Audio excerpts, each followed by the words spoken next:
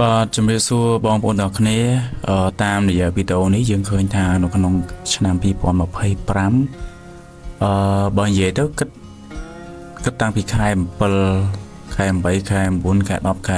11ឆ្នាំ2025ហ្នឹងណាប្រទេសថៃមានថាមានភ្លៀងលិចដោយកន្លែងដោយក្រុងដោយតំបន់ប៉ុន្តែជាក់ស្ដែងខែ11នេះខែ11ឆ្នាំ2025នេះឃើញថាទឹកលិចខ្លាំងនៅក្នុងក្រុងខ្លាំងមែនទែនបាទនេះវាជាបើនិយាយរួមទៅវាលិចរាល់ឆ្នាំឯងវាអត់ចម្លែកទេប៉ុន្តែអ្វីដែលចម្លែកឆ្នាំនេះគឺលិចខ្លាំងបន្ទាប់មកមានគ្រោះរំជួយដីបន្ទាប់មកមានការផុងបាក់អញ្ចឹងណាទេសភាពអាកាសធាតុមិនល្អរំជួយអីចឹងញ៉ៃច្រើនផុងមកអាហ្នឹងវាអាចដែរវាអាចថាមើងងាយខ្មែរយើងដែរណាអញ្ចឹងមួយយ៉ាងថៃវាមើងងាយធ្វើទុកបុកម្នេញខ្មែរយើងច្រើន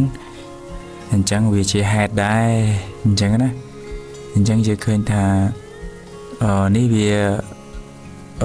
បើយើងគិតពីមនុស្សជាតិយើងចូលរួមសោកស្ដាយណាបើគាត់ថាបើតាមភាពលោភលន់របស់ថៃហ្នឹងវាគិតរឿងផ្សេងអញ្ចឹងបងប្អូនដែលទស្សនាវីដេអូហ្នឹងហើយយើងគិតថាតើមិនដែរបន្ទាប់ពីថៃបានឈ្លានពានខ្មែរយើងមួយរយៈហើយឥឡូវបែរមកជួបគ្រោះធម្មជាតិហ្នឹងយើងគួរឲ្យអាណិតឬក៏បដ ாய் ថាជ័យលាក់ទឹកឲ្យអញ្ចឹងណាបាទនេះវាអញ្ចឹងដែរបាទប្រជាជនថៃមួយចំនួនហ្នឹងគឺបើតាមខ្ញុំដឹងតាំងពីដើមមកបង្រៀនក្មេងឲ្យស្អប់ខ្មែរកែប្រឡំប្រវត្តិសាស្ត្រអញ្ចឹងណាអាក្រក់ទៅជាល្អអញ្ចឹងទៅលួចទឹកដីខ្មែរទៅថាខ្មែរលួចទឹកដីអញ្ចឹងទៅប្រាសាទរបស់ខ្មែរបើនិយាយរួមប្រទេសថៃជារបស់ខ្មែរបាទបើគិតពីប្រវត្តិសាស្ត្រណាបាទរាប់រយរាប់ពាន់ឆ្នាំមុនថៃវាគ្មានទេហ្នឹងវាយើងគិតប្រវត្តិសាស្ត្រអញ្ចឹងអានេះឃើញថាបច្ចុប្បន្នហ្នឹង2025ហ្នឹងគេបានកែប្រែខ្លះហើយនៅប្រទេសខ្មែរថៃហ្នឹងប៉ុន្តែគេថាអនាគតជារបស់ខ្មែរស្អីក៏ជារបស់ខ្មែរដែរអតីតកាលមិនក៏ដោយរាប់ពាន់ឆ្នាំបណ្ដាក៏ដោយនៅជារបស់ខ្មែរអញ្ចឹងមានថាបើបានមាន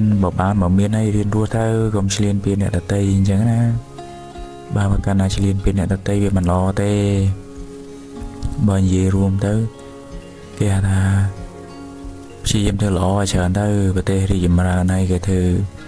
អីមិនចង់បានអីទៀតអញ្ចឹងបើសិនជាមើលវីដេអូនេះហើយសូមបងប្អូនអរនេះជួយ comment អ្នកមួយម៉ាត់មកដាក់ឲ្យប្រជាជនថៃណាបាទគ្រប់កន្លែងទាំងអស់ឃើញថាទឹកលិចខ្លាំងហើយអញ្ចឹងគួរយល់ហើយគួរតែធ្វើល្អឡាទៅកុំឲ្យដើរឆ្លៀនពៀនអ្នកដទៃច្រើនពេកអញ្ចឹងអរគុណបងប្អូនទាំងអស់គ្នាដែលបានតាមដានទស្សនានៅវីដេអូរបស់ខ្ញុំទាំងអស់គ្នាបាទសូមអរគុណច្រើន